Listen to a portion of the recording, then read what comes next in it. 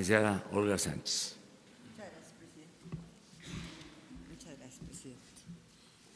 Me gustaría que cargaran ya las láminas, por favorcito.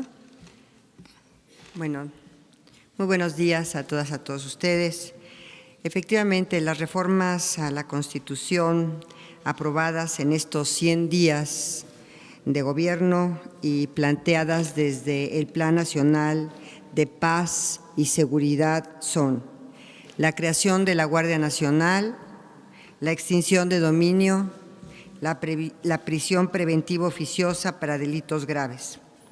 El objetivo era ajustar el marco jurídico a las nuevas realidades y circunstancias de seguridad en el país, garantizar la seguridad y bienestar de todas y todos los ciudadanos. En materia de Guardia Nacional, la reforma constitucional modificó los artículos 10, 16, 21, 31, 35, 36, 73, 76, 78 y 89 de la Constitución.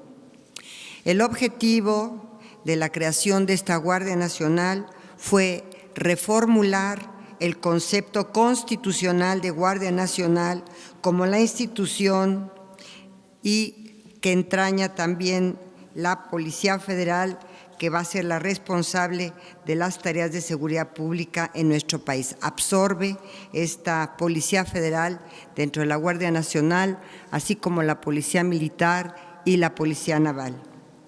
El proceso de aprobación de la reforma constitucional en materia de Guardia Nacional, quiero decirles que este ejercicio republicano, y lo comparto, yo no tengo memoria de un ejercicio similar para la aprobación de una reforma constitucional. Esta reforma constitucional fue aprobada por 127 senadores, porque hubo una inasistencia, así que el total de los senadores 128. Por la totalidad de la Cámara de Diputados, que fue 143, uno en contra, ahí sí tenemos, pero inasistencias fueron 36. El total fueron 500 diputados.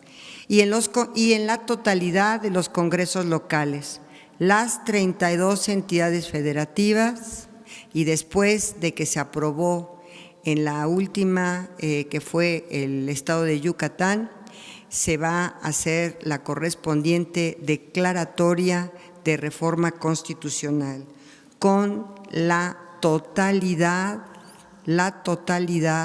de las entidades federativas. En materia de extinción de dominio, como lo acaba de señalar el señor presidente, se modificaron los artículos 22 y 73 de la Constitución.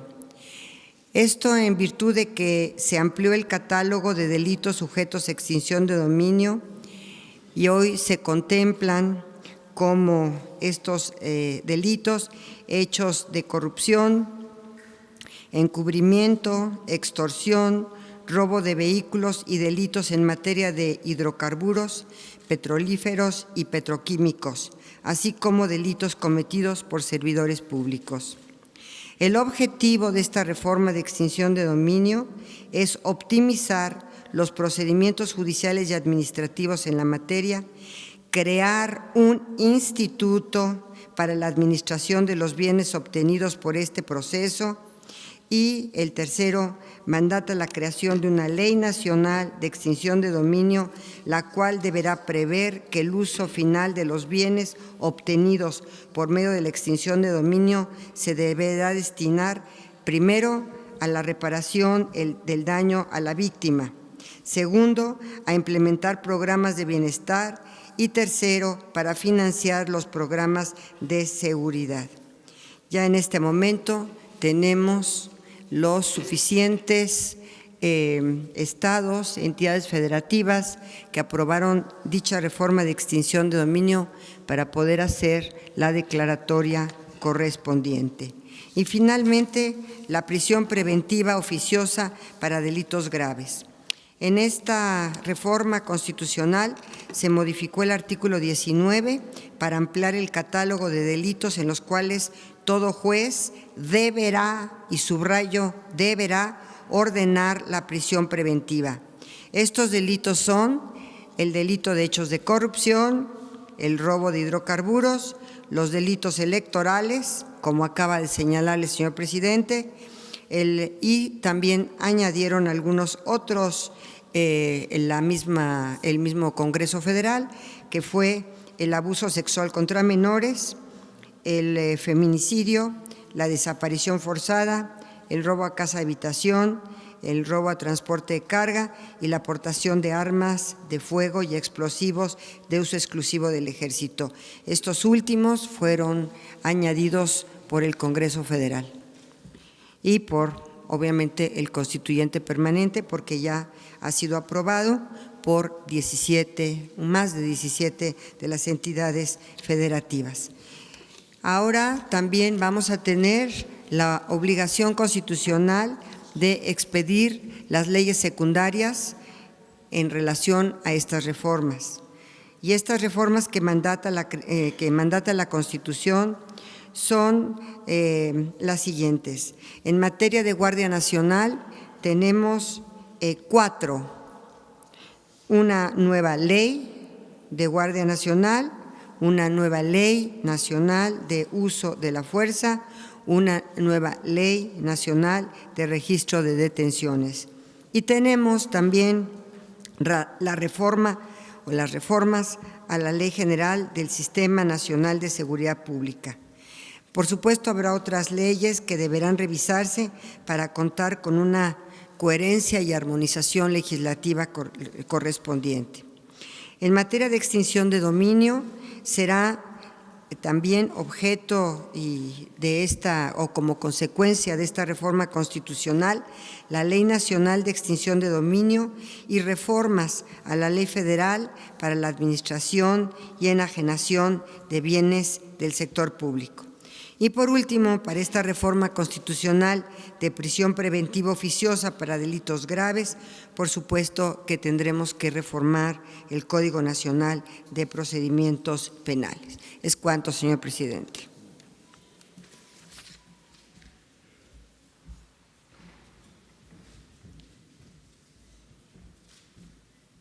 Con su permiso, señor presidente, muy buenos días a todas y a todos. Simplemente para complementar sobre el proceso legislativo que se llevó a cabo en estas 3 importantes reformas a la Constitución que tienen que ver con el Plan de Seguridad y Paz que instruyó el presidente de México.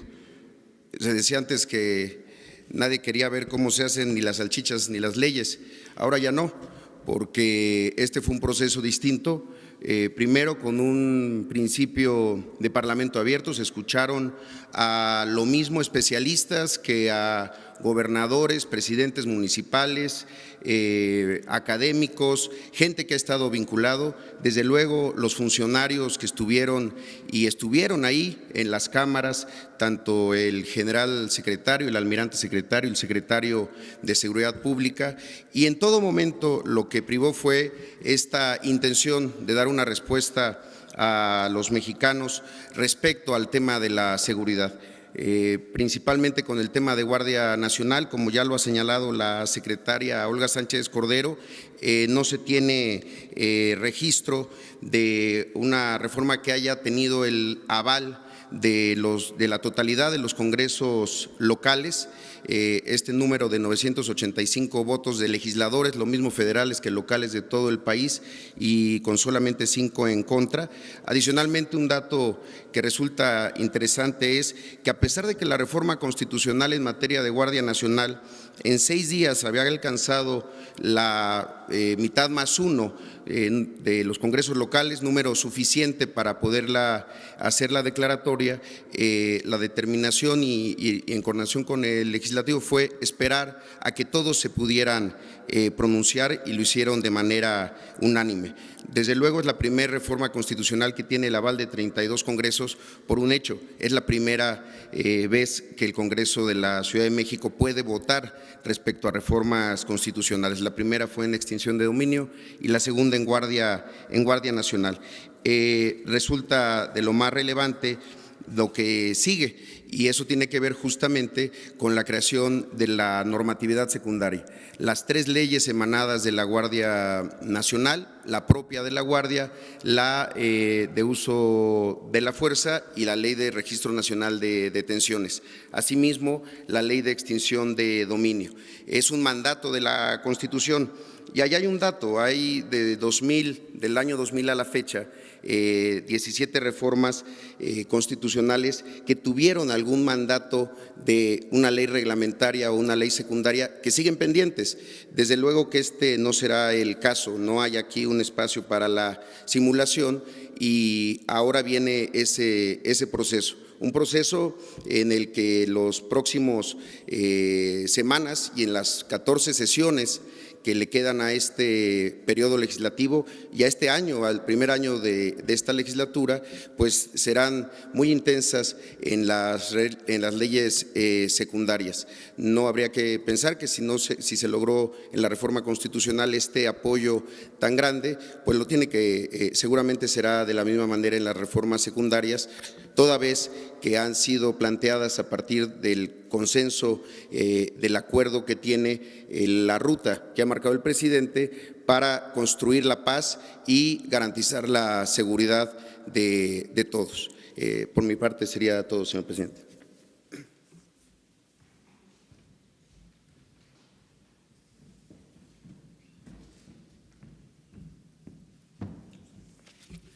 Con su venia, señor presidente. Secretarias, secretarios. Muy buenos días a todas y todos. Se va a presentar ante ustedes un caso que se denunciará ante la Fiscalía de Delitos Electorales y se dará vista al Instituto Nacional Electoral para que, efecto de que en el ejercicio de sus facultades constitucionales y legales puedan determinar lo que conforme a derecho corresponda. El caso está relacionado con propaganda negra, con campañas negras orquestadas en el proceso electoral federal 2017-2018, particularmente con la construcción de la serie del populismo en América, orquestada a partir de 2 personas en particular, Alejandro Jesús Quintero Íñiguez, por un lado, y por otro lado, la empresa de apellido vinculada con el señor Piña. Quiero primero hacer un planteamiento primigenio. Las reformas constitucionales de 2007-2014 establecieron las bases de las características actuales del sistema electoral mexicano. Se reformó para ello el artículo 41 constitucional, entre otros, para señalar que los terceros no pueden contratar espacios en radio y televisión con fines electorales para beneficiar o perjudicar candidatos. Por otro lado, que el financiamiento público tiene que prevalecer sobre el financiamiento privado como una regla de corte constitucional, y finalmente que las campañas negras están prohibidas en el sistema electoral mexicano, esto a partir incluso de la reforma del año 2007. La reforma de 2014 estableció un procedimiento especial sancionador y una sala regional especializada en el Tribunal Electoral para atender los casos de campañas negras. Sin embargo, más allá de la campaña negra en sí, existen implicaciones en el sistema electoral relacionadas con el financiamiento ilícito a las campañas electorales, que es uno de los delitos electorales consagrados por el artículo 15 de la Ley General en materia de delitos electorales y, por supuesto, relacionados con el financiamiento, la facultad de fiscalización del Instituto Nacional Electoral. En el ejercicio de los derechos constitucionales de presunción de inocencia, pero también de transparencia y rendición de cuentas, acceso a la información pública, se señala que la Unidad de Inteligencia Financiera trabaja a partir de 2 modelos.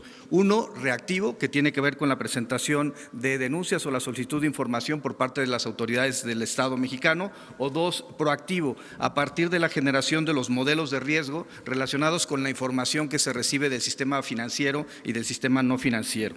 En ese sentido, se ha desarrollado modelos de riesgo para atender temas vinculados con robo de hidrocarburos, temas relacionados con trata de personas y con financiamiento ilícito a las campañas electorales, del cual emanó este proyecto. No solamente se identificaron las dos personas mencionadas, también fue apoderado legal de la empresa Telepersonal, y entre los indicadores se estableció que este grupo recibió 47.900.000 pesos provenientes de bufet de proyectos de información y análisis. Esta sociedad anónima también fue partícipe en la guerra sucia en contra del hoy presidente Andrés Manuel López Obrador. Adelante. El sistema financiero, estos son datos del sistema financiero, reporta, adelante por favor. El sistema financiero reporta a las empresas antes mencionadas porque su operación está fuera de su perfil transaccional, porque las operaciones efectuadas son de manera estructurada, hacen que no haya permanencia de recursos en sus cuentas, lo cual implica una posible empresa fachada que además ha sido utilizada para desviar recursos de los entes de carácter gubernamental. Adelante, por favor. Se identificó por el lado del bufete de proyectos de información que recibió 186 millones de pesos provenientes de OHL México, además de 2.500 millones provenientes de la coordinación del programa de apoyo a la comunidad del Gobierno del Estado de México sin una aparente justificación.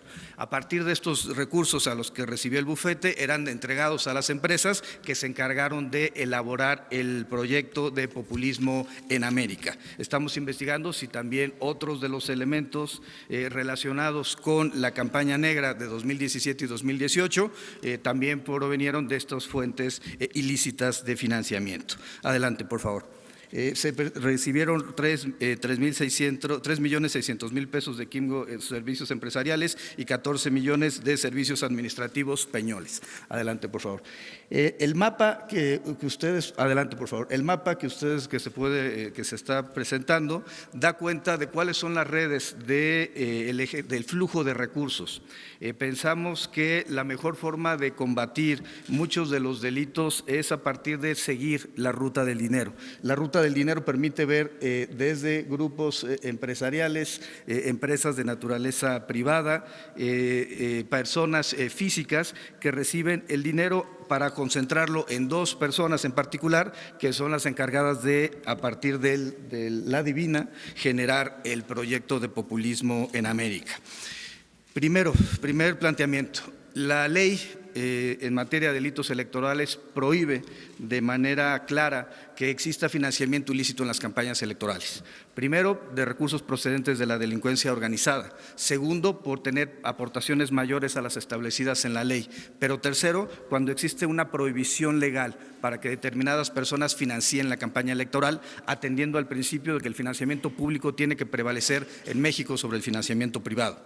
En particular, encontramos que la propia Ley General de Partidos Políticos y la Ley General de Instituciones y Procedimientos Electorales prohíben que empresas particulares den recursos a las campañas electorales haciendo proselitismo en favor o en contra de candidatos. En radio, televisión, y esto además es una violación al artículo 41 de la Constitución.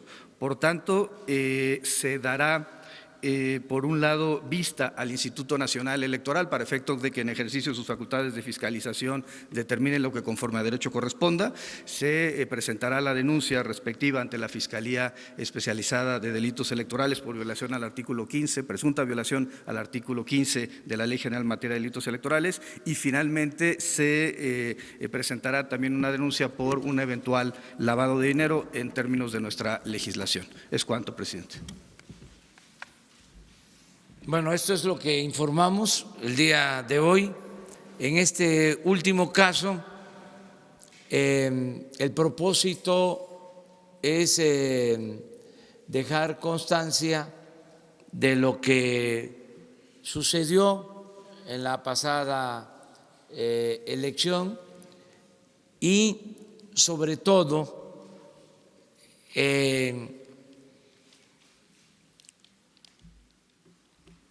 exponer con claridad de que con la nueva legislación que se está aprobando, el hecho de que es delito grave el fraude electoral, ya implicados en estos casos, una vez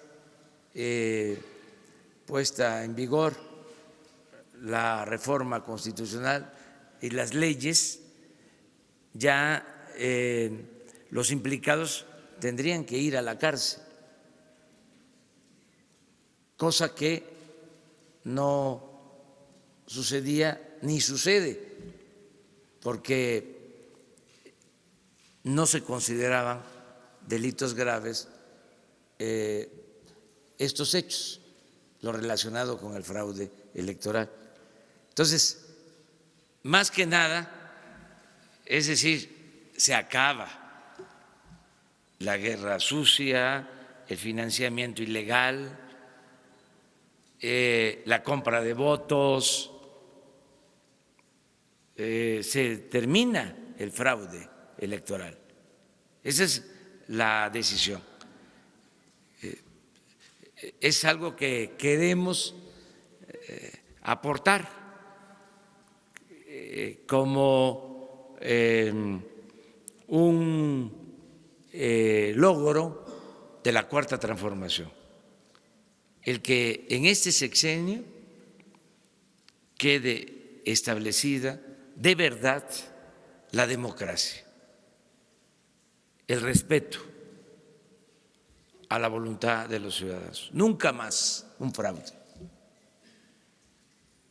de los que se han padecido históricamente.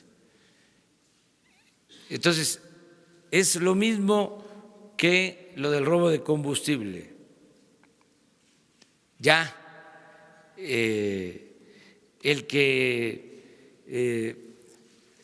sustraiga gasolina de una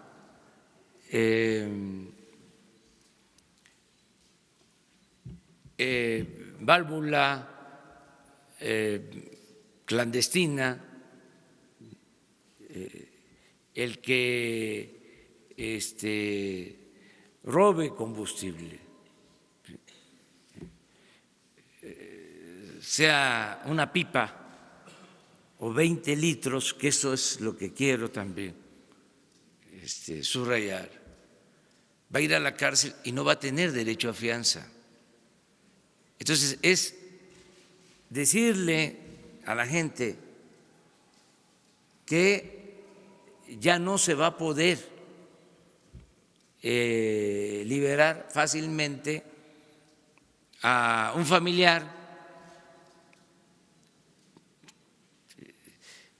que haya sido obligado por las circunstancias de cualquier tipo a robarse 20 litros de gasolina, que no va a tener derecho a fianza, no va a poder salir. Entonces, que todo esto se tome en cuenta para que se piense lo mismo con los mapaches electorales, porque antes podían actuar con libertad, con impunidad, los protegía la policía,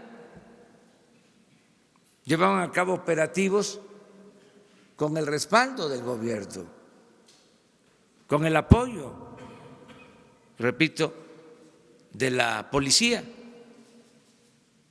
Entonces ya no hay apoyo del gobierno, no hay apoyo de la policía, y no solo eso, se van a la cárcel sin derecho a fianza, porque queremos que haya democracia.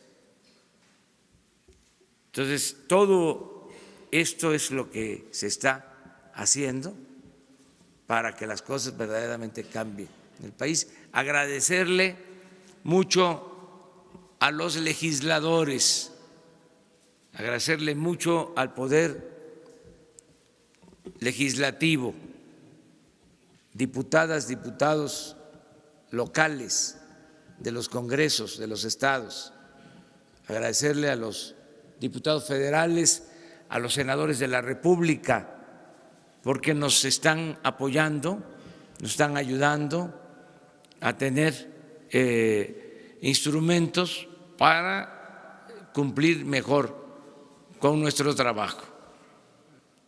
No vamos a tener ningún pretexto, no va a haber excusas.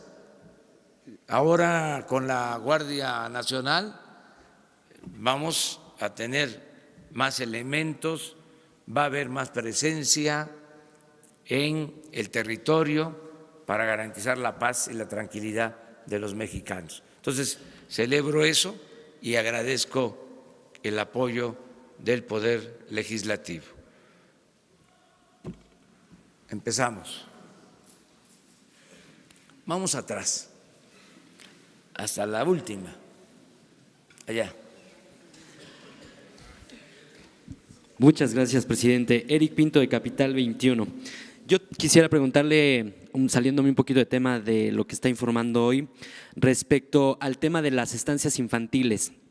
Hoy se da a conocer que al menos 1,700 estancias infantiles de las 9,000 y tantas que operan en el país, pues promovieron amparos, y que al menos un juez de distrito, principalmente el primer distrito, Edgar Rentería, con sede en Nuevo León, envió un apercibimiento a la Secretaría de Bienestar y a la Subsecretaría para que en un plazo de 24 horas se restituyan los recursos a las estancias y que también se apliquen las reglas de operación, en dado caso puedan ser retroactivas. Sobre esto, ¿qué información tienen ustedes? Gracias. Ayer hablamos de eso, ya se está cumpliendo con el mandato del juez y se va a respetar todo lo que decidan los jueces, lo que decida el Poder Judicial.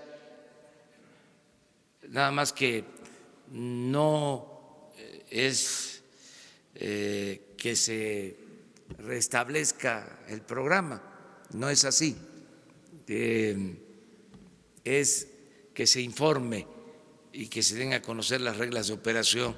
Eso es lo que nos están pidiendo y eso es lo que se va a responder de inmediato en los términos legales. No vamos a caer en ningún incumplimiento de la ley.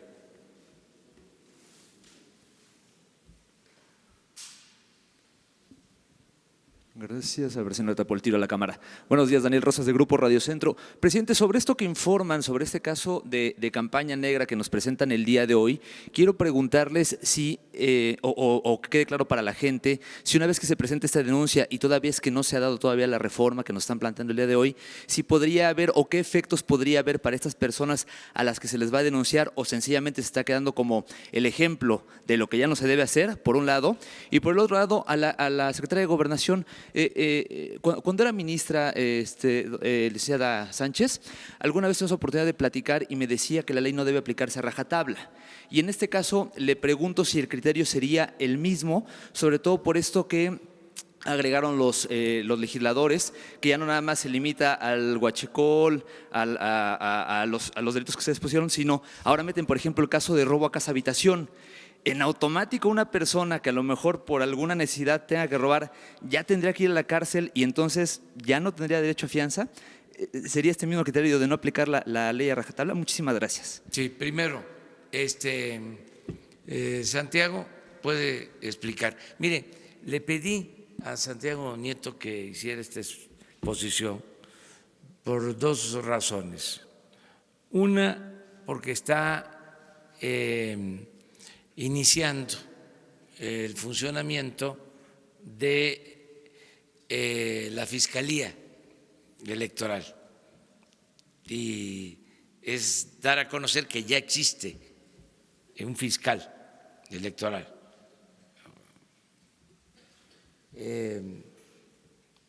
Para atender estos delitos, presuntos delitos.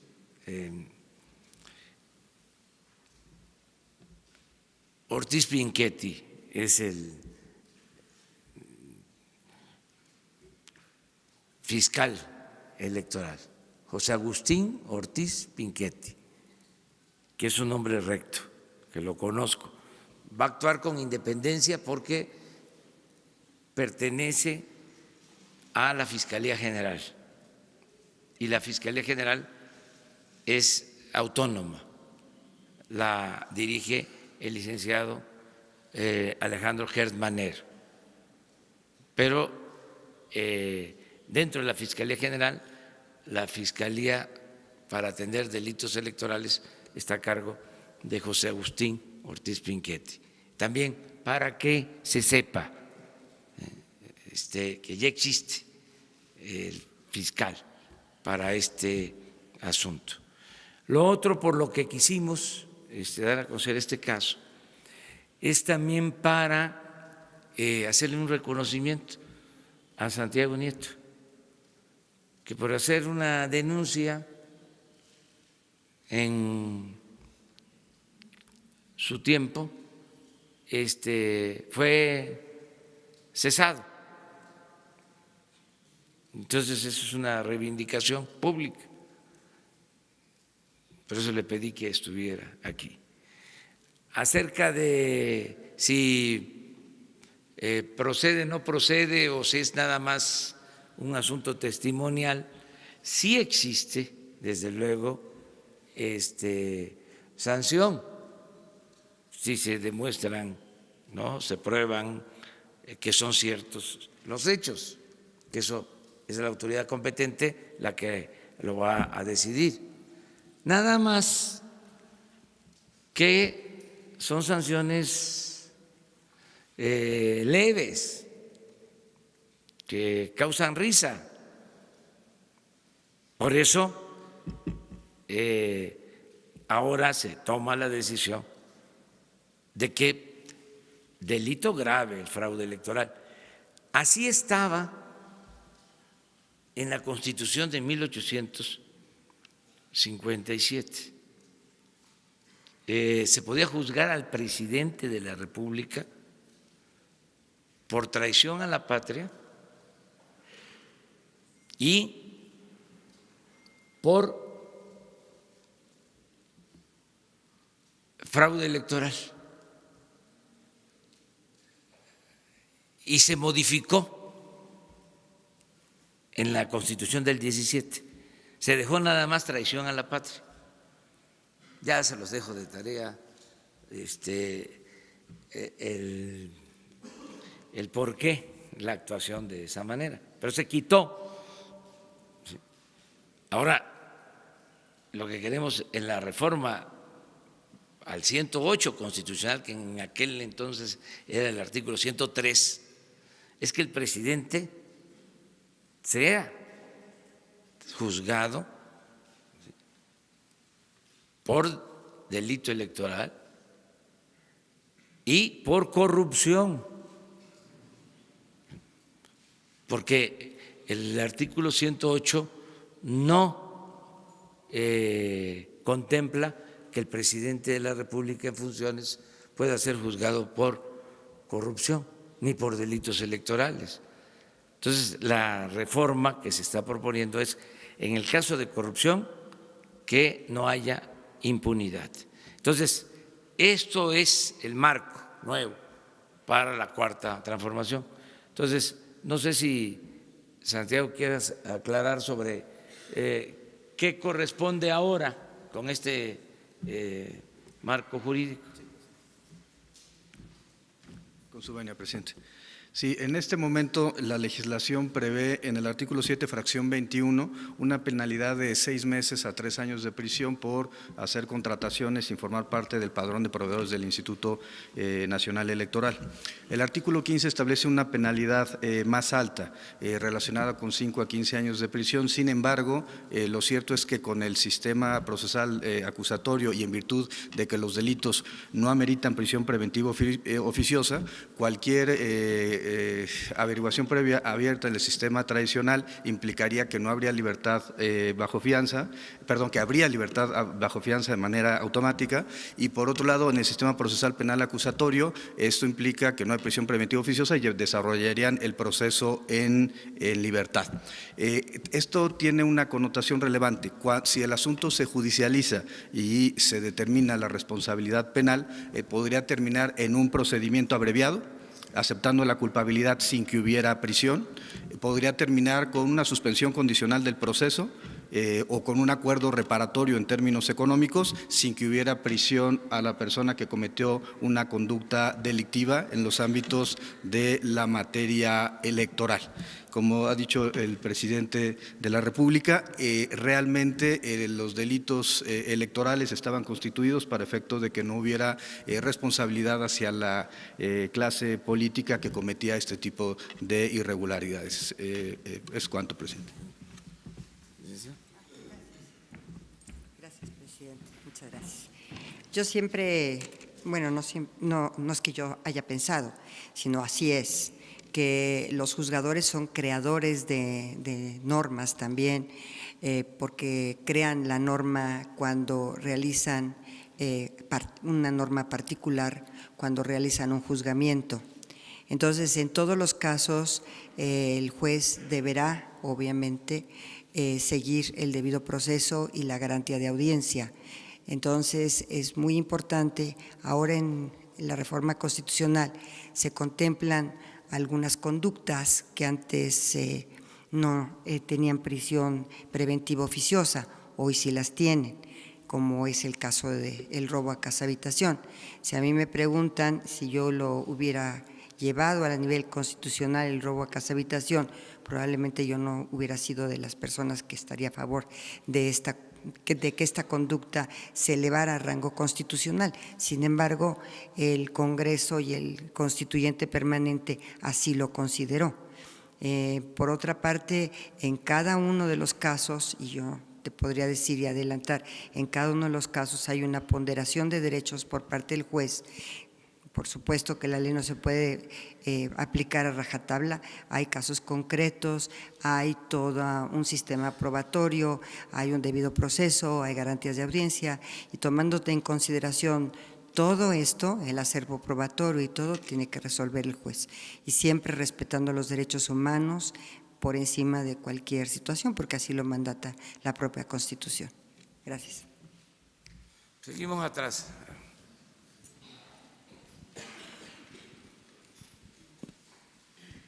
Hola, buenos días, presidente. A ver si no estorbo. Una pregunta. El pasado lunes, en su informe de los 100 días, usted decía que el gobierno, que la presidencia de la República no tenía sindicatos, no pertenecía a algún grupo de poder, y en las últimas horas ha estado manejando información de empresarios de Oaxaca, de empresarios del Estado de México y algunos de Ciudad de México, de presiones del senador Aces Barba para que se vayan a su confederación. Incluso se alista ya un documento que en teoría le van a hacer llegar a Presidencia de la República, donde acusan supuestas presiones de este senador y que según el senador dice que son orquestadas desde el propio Ejecutivo. Me gustaría conocer su opinión y en torno para alguna autoridad de seguridad, que hoy hay varias. Hoy la primera plana del diario El Universal informa que algunas personas de estas personas que fueron privadas ilegalmente de su libertad el jueves pasado en Tamaulipas, algunas son de origen cubano. Queremos saber si esta información es verdadera en torno a lo que ya difundía hoy la primera plana del diario El Universal, y si tienen información en torno a un operativo que se aplicaría en Nuevo León después de los hechos de violencia ocurridos esta mañana. Bueno, no hay preferencia por ningún partido, por ningún sindicato, por ningún grupo de interés creado. Eso lo he dicho y así es en la práctica. No es un doble discurso. Siempre he sido congruente. Lo que digo es lo que llevo a la práctica, son palabras y hechos. Entonces, no existe ningún sindicato preferido. Pueden utilizar mi nombre, pero que se sepa, yo represento a todos los mexicanos. Ese es mi trabajo, esa es mi función. Eso es lo que tiene que hacer el presidente. No actuar como jefe de grupo, como jefe de facción, como jefe de partido o como jefe mucho menos de una pandilla de rufianes. El presidente de la República representa a todos los ciudadanos, de todas las clases sociales. Representa a trabajadores, representa a empresarios, a todos los ciudadanos, de todas las creencias, y a los ciudadanos sin creencias religiosas, los que creen y no creen, y representa a toda la diversidad que significa nuestra población. Entonces, no es cierto que yo tenga ningún sindicato preferido y que se esté impulsando una organización sindical. No creo en el corporativismo, creo en que los ciudadanos son libres. Gracias. Y que cada quien decide libremente. Preguntaste sobre el tema de la primera plana que hoy difunde el periódico El Universal en torno a que alguna de estas personas que privaron ilegalmente de su libertad el jueves pasado eran de origen cubano. Nada más queremos a ver si ustedes de casualidad tienen ese dato. Se está haciendo la investigación sobre los migrantes, ¿a eso te refieres? Sí, sí, sí. ¿Por qué no, Alfonso? Les informas de cómo han avanzado las investigaciones. Bueno, primeramente precisar que la Procuraduría, la Fiscalía General de Justicia de Tamaulipas solicitó que la Fiscalía General de la República trajera el caso. Esta Fiscalía General no aceptó y fue remitida al ámbito local. Ahí se está llevando a cabo la investigación. Estamos participando muy diversas instituciones en respaldo de esta investigación. Está participando Sedena, la Policía Federal, de manera destacada, sumados con las autoridades locales. El día de ayer se encontraron a dos grupos no vinculados con los que iban en el transporte que fueron denunciados en días pasados como desaparecidos. Sí se encontró a un grupo de 74 migrantes de diversa nacionalidad y a otro grupo también de migrantes, 71 personas, entre ellos varios niños localizados por la Policía Federal.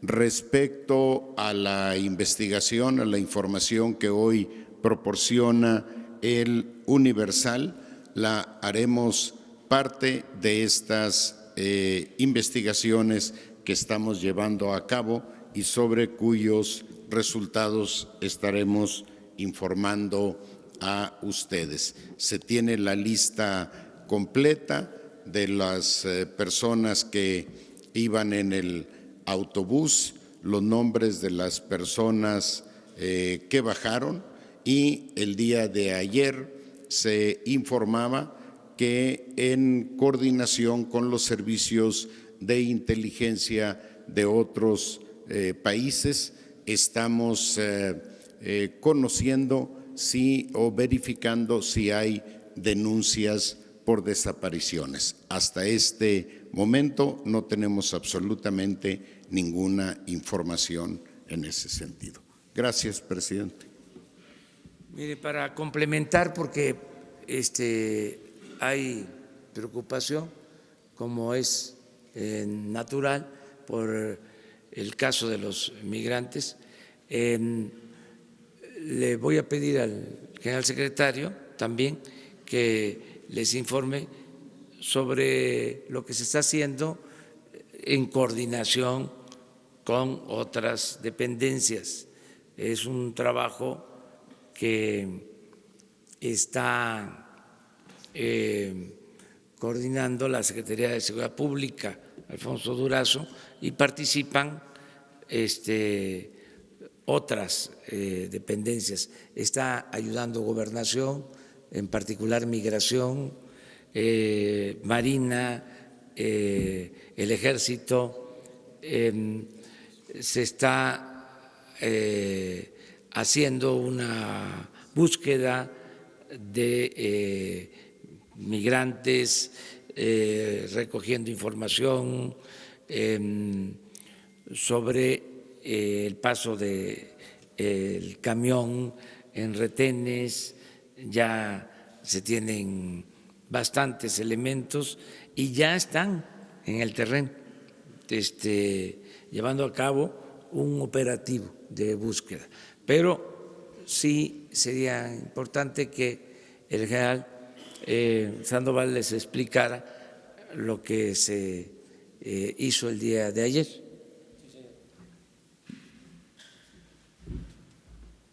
Con su permiso, señor presidente. A ver si tenemos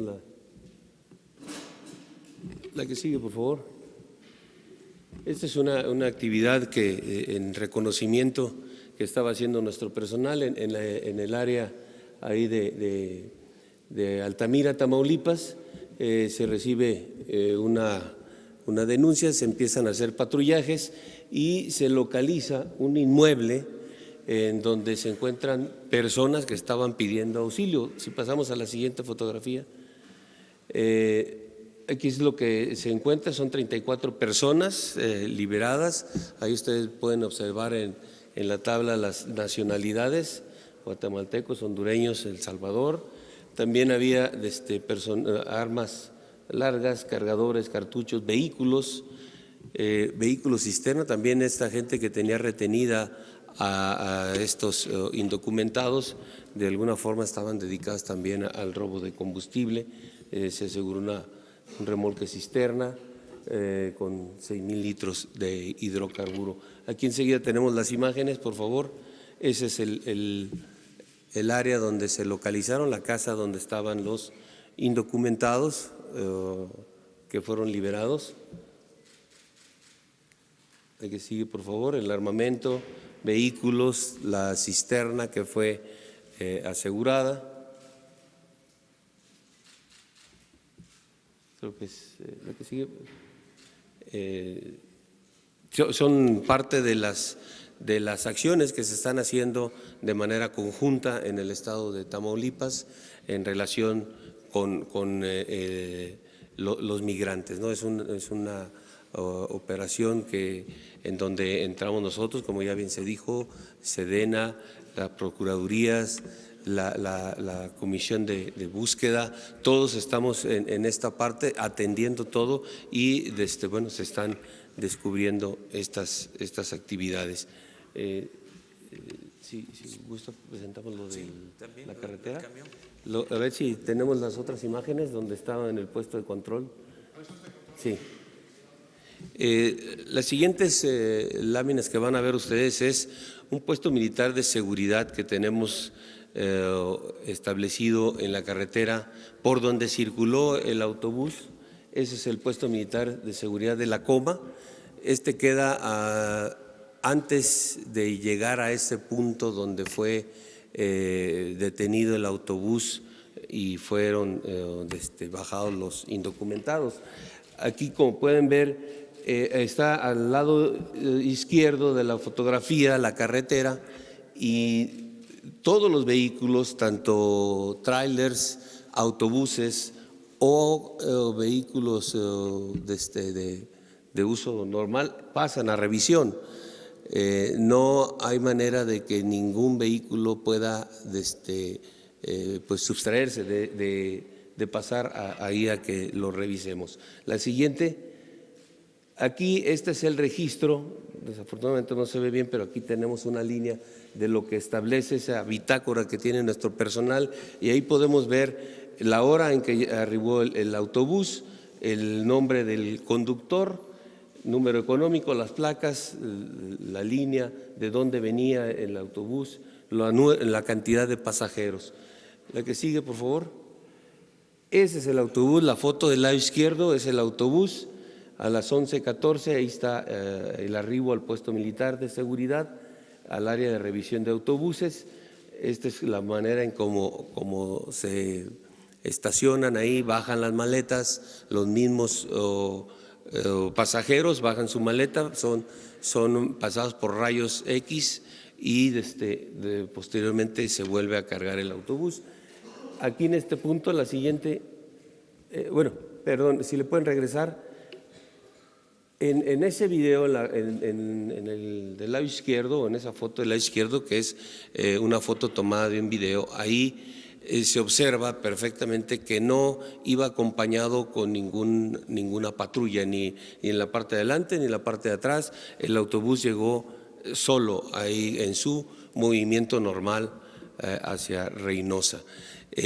No pasó por el puesto militar de seguridad ninguna patrulla de ninguna corporación.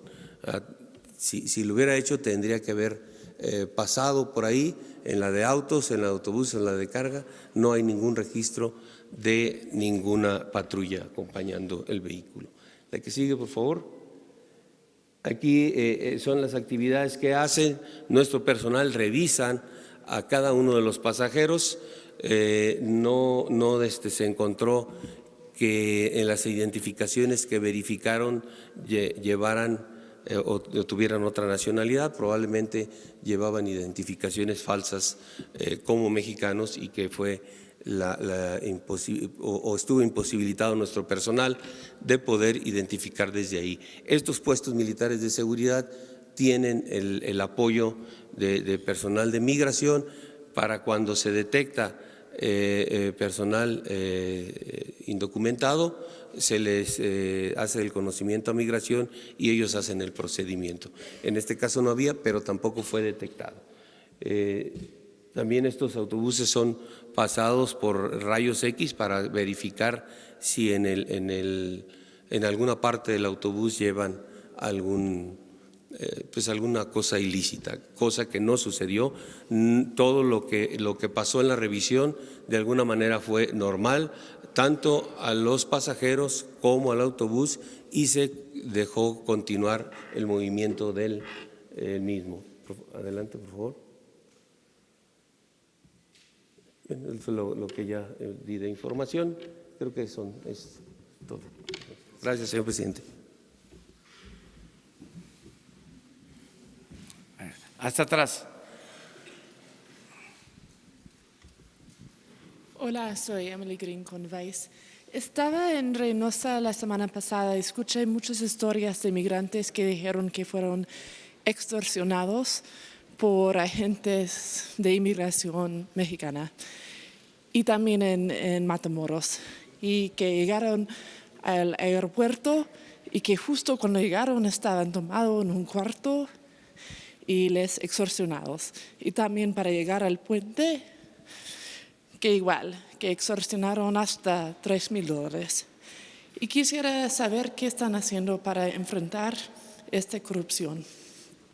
Se está limpiando de corrupción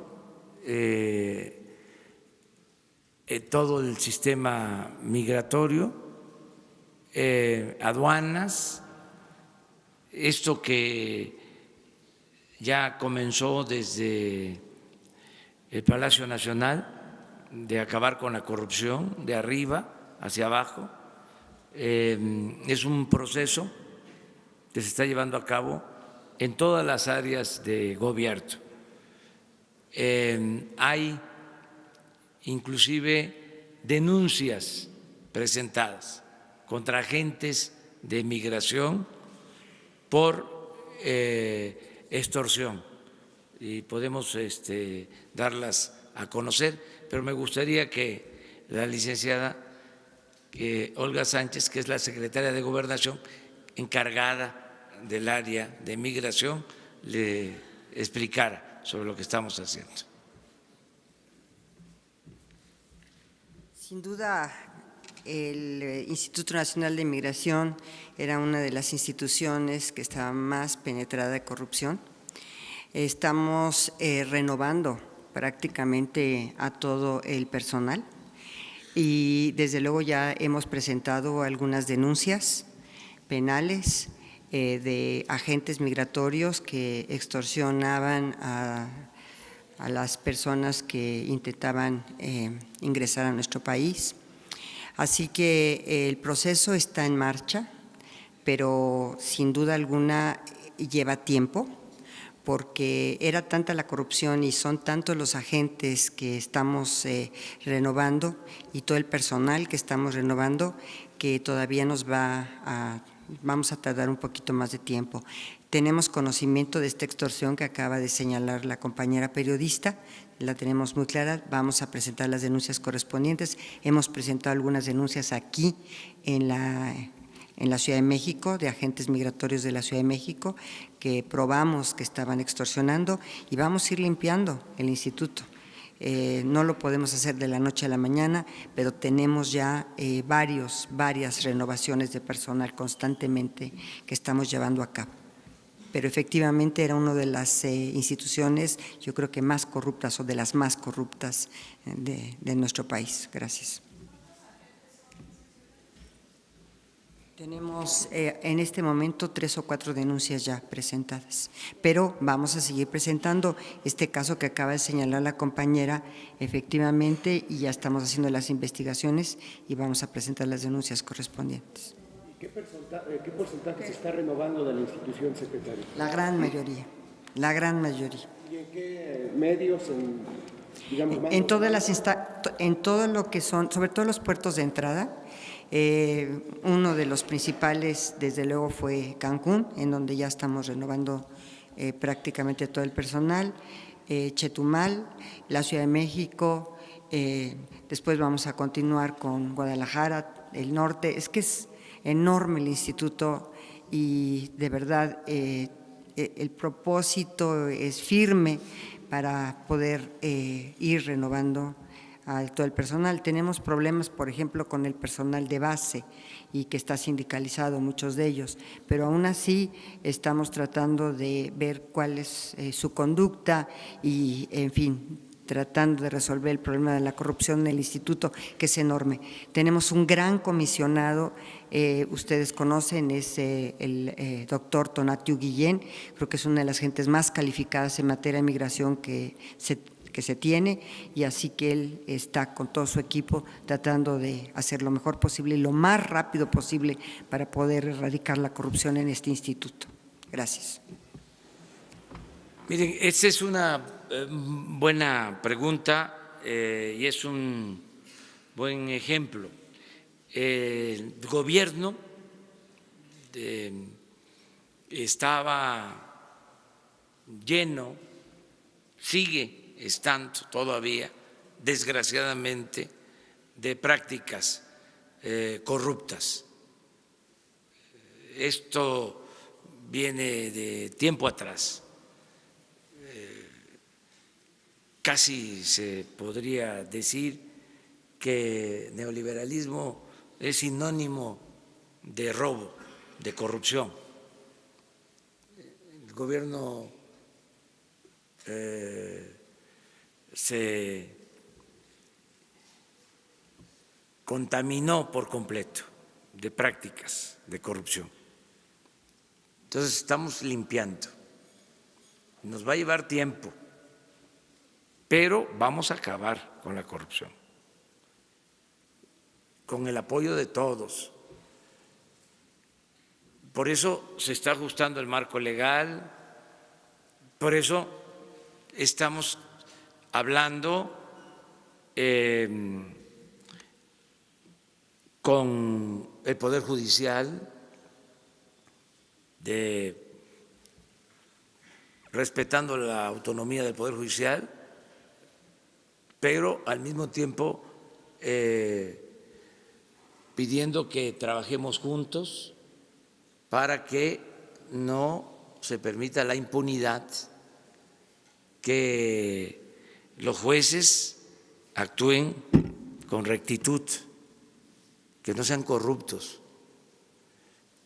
Y en aduanas, en migración, en todas las oficinas públicas, cero corrupción, cero impunidad. Y que no vayan a pensar los que extorsionan, los delincuentes, que va a haber tolerancia, cero tolerancia a la corrupción. No nos vamos a cansar, somos muy perseverantes. Somos muy tercos. Ya dijimos, se va a desterrar la corrupción y lo vamos a lograr. Esto que se sepa no es discurso, no es retórica, mucho menos demagogia. Es una convicción, es un principio. Que no estén pensando que va a ser un asunto pasajero. No, es la principal tarea del gobierno de la República, acabar con la corrupción. Entonces, no le hace que nos lleve tiempo, pero vamos a acabar con la corrupción, se va a limpiar de corrupción el gobierno y que nos ayuden todos los ciudadanos, como lo están haciendo, incluso ustedes, con estas denuncias. Ayer se mencionó a unos servidores públicos que están siendo reciclados, ya se está haciendo la investigación y aquí se va a presentar con ustedes. Entonces, decirles a los extorsionadores, a los malandrines que se hacen pasar como servidores públicos, como funcionarios, y son vulgares, ladrones, que no va a haber tolerancia, que lo vayan pensando, que puede ser que les dure esa práctica 1 mes, 2 meses, pero no más tiempo. Van a ser despedidos y ni modo que haya sindicatos de ladrones o para defender a ladrones. No existen. A lo mejor por ahí alguien encabeza esta iniciativa y constituye un sindicato de corruptos, pero hasta ahora no hay, no está permitido. Entonces, ¿qué sindicato va a defender a un corrupto? Ninguno. ¿Qué medio de información va a defender a un corrupto? Ninguno. El gobierno tampoco. Es más, un corrupto va a ser mal visto. Fuchi. O sea, entonces, vamos a ir avanzando en este propósito. Atrás. Dos más. Buenos días, señor presidente. César Huerta, de la revista Polemón. Para preguntarle hoy, el portal de noticias Eje Central da a conocer una operación llamada Berlín, que se hizo en su contra al inicio de la campaña presidencial y en la que participaron personajes como Enrique Krause. Nuestro portal también había revelado anteriormente que él fue uno de los intelectuales consentidos en el sexenio de Peña Nieto y se le dieron contratos por más de 50 millones de pesos. ¿También va a actuar como actuó hoy o los va a investigar como lo hizo ahora con los del documental de populismo? Gracias. Ya no, ya amor y paz. No, esto, la verdad que ni siquiera es porque se trate de un agravio a nosotros, no es venganza, es ponerlo de ejemplo, porque ilustra hacia adelante, pero no es el propósito para nada vengarnos y invitar nada más a que todos respetemos la legalidad, que todos apostemos a la democracia, que actuemos con honestidad, aportarnos bien todos. Y no hay ningún problema, no tenemos nosotros enemigos ni queremos tenerlos. Antes teníamos adversarios. Ahora sí hay una polémica que es así, la voy a mantener y ofrezco disculpas por adelantado, la de los conservadores, porque esa sí es interesante.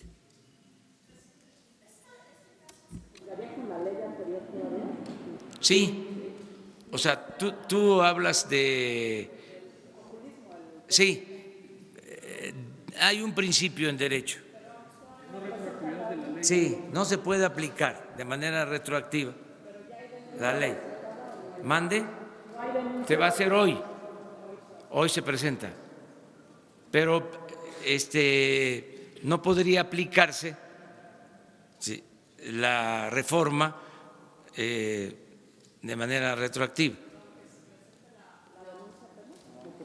No, pero como también lo hacemos porque me lo presentó la Coordinación de Inteligencia Financiera y ya quedamos aquí que todo lo que me informan, ¿sí?, yo lo tengo que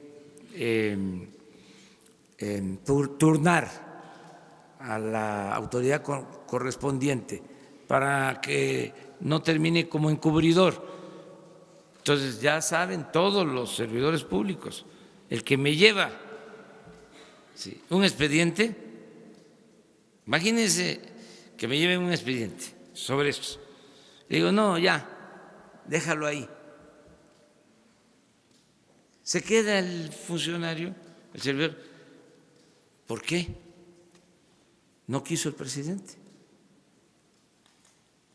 ¿Por qué el presidente está diciendo de que no quiere que haya corrupción?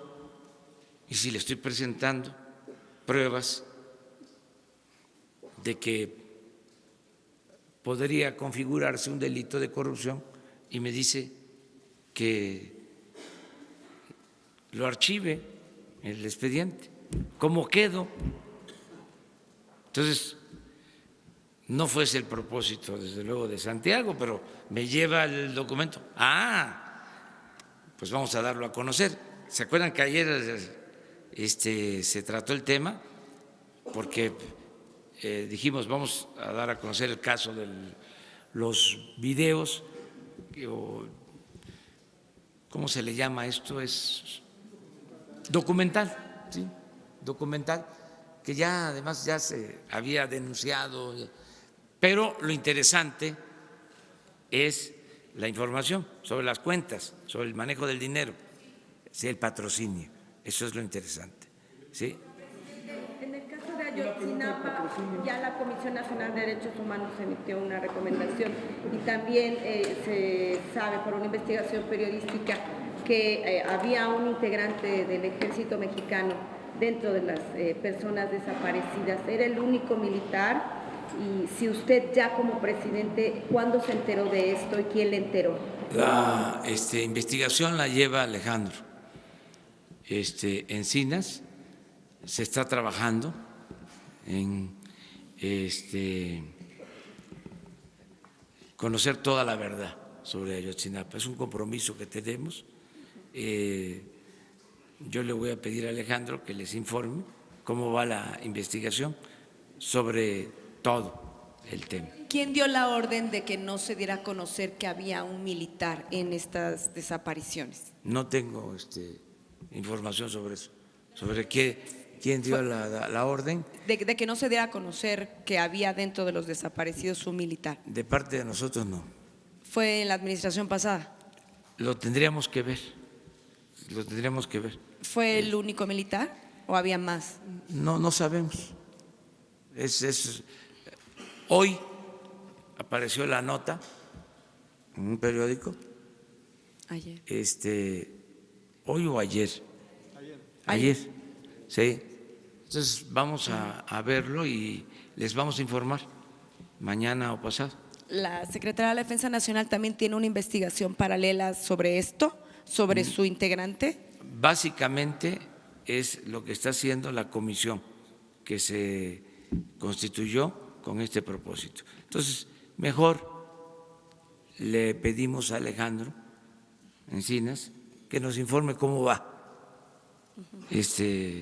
la investigación. Y finalmente, en otro tema, hoy Excelsior saca una información de que el Auditor Superior de la Federación denuncia que los gobernadores están buscando en los estados pues auditores a modo. Esto tiene que ver mucho con la corrupción. ¿Cuál es el mensaje que usted le envía a los gobernadores del país justamente para que coadyuven en esta responsabilidad constitucional que es combatir la corrupción y evitar la impunidad? Gracias por su respuesta. Están ayudando en casi todos los casos para no ser tan estricto, ¿no? Pero creo que hay un ambiente nuevo para que todo mundo ayude a que no se permita la corrupción. Y esto tiene que ver con regidores, presidentes municipales, gobernadores. O sea, ya no se debe de permitir la corrupción, ni en el Poder Ejecutivo, ni en el Poder Legislativo, ni en el Poder Judicial. No hay tolerancia para la corrupción. Lo más importante es eso, que desde la presidencia no se permite ningún acto de corrupción, no se tolera ningún acto de corrupción. Y eso es muy importante. Luego, todo esto que estamos haciendo, de ajustar el marco legal. Eso también importa. Y lo tercero, la participación de la sociedad, del pueblo, en ayudar que todos actuemos como guardianes para no permitir la corrupción. O sea, porque antes se decía, a ver, pero los cómo, siempre, ¿no? Dice que va a terminar con la corrupción, a ver, los cómo. Primero es que haya la voluntad política, eso es lo primero. Si el presidente tolera la corrupción, pues no se logra nada. Segundo, pues tener un marco legal para castigar al corrupto. Vuelvo a repetir lo de ayer, una vergüenza que en 25 años, y aquí a lo mejor nos den una explicación, legisladores, funcionarios públicos, con todo respeto, colegios de abogados, con todo respeto, medios de comunicación. ¿Cómo 25 años sin que se considerara delito grave la corrupción? ¿Pasó de noche? ¿Cómo fue que en aquel entonces sería extraordinaria la investigación? El 10 de enero, o un día de enero de 1994, se modifica el Código de Procedimientos Penales y se quitan como 6, 8 tipos de delitos relacionados con corrupción, o mejor dicho, dejan de considerarse graves, porque no es uno, quitaron como 6, 8, 10 vinculados, peculado y otros, cohecho. Sería muy bueno que se conocieran cuáles fueron esos delitos, quién hizo esa reforma, pero más, ¿qué pasó entonces? A lo mejor la gente, no la gente, a lo mejor ni los medios se dieron cuenta. A lo mejor no hay nada al día siguiente de esa aprobación. ¿Y cómo fue que en 25 años, y saben que no es que seamos nosotros expertos, es pura intuición? A mí algo me brincaba, no me cuadraba. ¿Cómo es esto? Y recientemente empecé a hablar de que no era delito grave y todo, pero recientemente, hace un mes, le pedí a un abogado, oye, ayúdame, métete a investigar, y para que no te pierdas, por pura intuición, ve en este sexenio,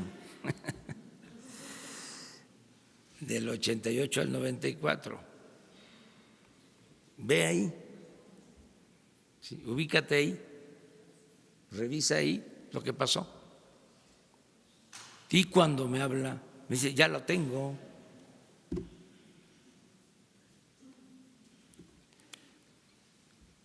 antes de mi informe. No crean que fue anterior al informe, no, casi 3 días antes, 4 días antes, me entregó la investigación. Pero, entonces, acabar con la corrupción es eso, voluntad política, marco legal. Fíjense hasta dónde hemos llegado de que no era delito grave y se hablaba de que se combatía la corrupción, se metía a la cárcel a corruptos, claro, de menor nivel. Esto que crearon el Instituto de la Transparencia, el Consejo Anticorrupción, y no plantearon, hubo hasta consultas cuando iban a crear lo de la Fiscalía Anticorrupción. Y no sé, habría que verlo, si alguien de los ponentes, de los que participaron, planteó algo de reformar la Constitución para convertir estos delitos en graves. Habría que ver. Entonces, eso, y que la gente nos ayude, que la gente nos apoye. Entonces, con eso vamos a avanzar mucho en el combate a la corrupción. Nos vemos mañana. Nos vemos mañana.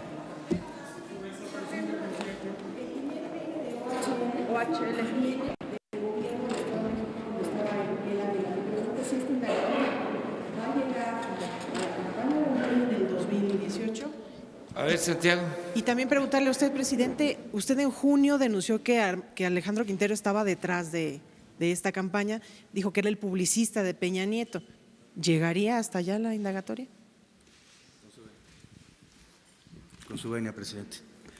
La respuesta es, lo que estamos presentando aquí son las empresas que estuvieron financiando a 2 personas en particular, Alejandro Quintero, el primero, que acaba de ser mencionado aquí, el publicista, y segundo, el caso de Piña, como las personas que instrumentaron el modelo para pagar el documental del populismo en América, y por tanto la investigación será contra cualquier persona que esté vinculada con los hechos, evidentemente. Se presentarán las denuncias correspondientes y le corresponderá, en todo caso, a el Instituto Nacional Electoral y a la FEPADE pronunciarse al respecto. En su momento, así lo consideramos, a las autoridades jurisdiccionales. Y respecto a la Unidad de Inteligencia Financiera, en términos del Código Nacional de Procedimientos Penales, nos constituiremos como coadyuvantes del Ministerio Público en la investigación. ¿Usted llegó a tener…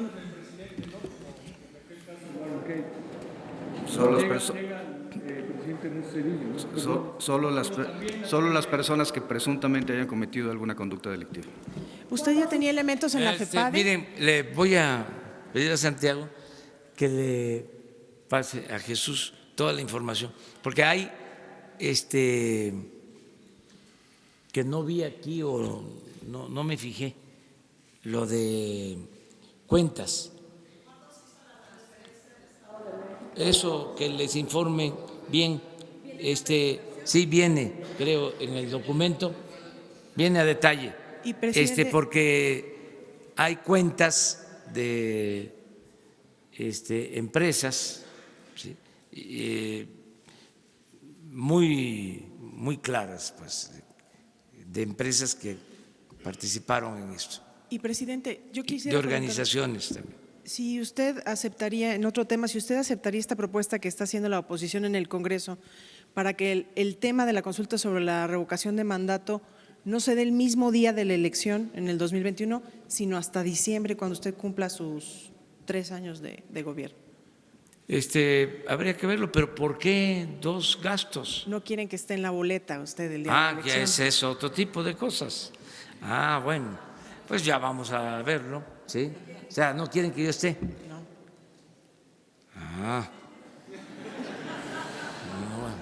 Bueno, déjamelo de tarea. Vamos a ver. Muchas gracias. Nos vemos.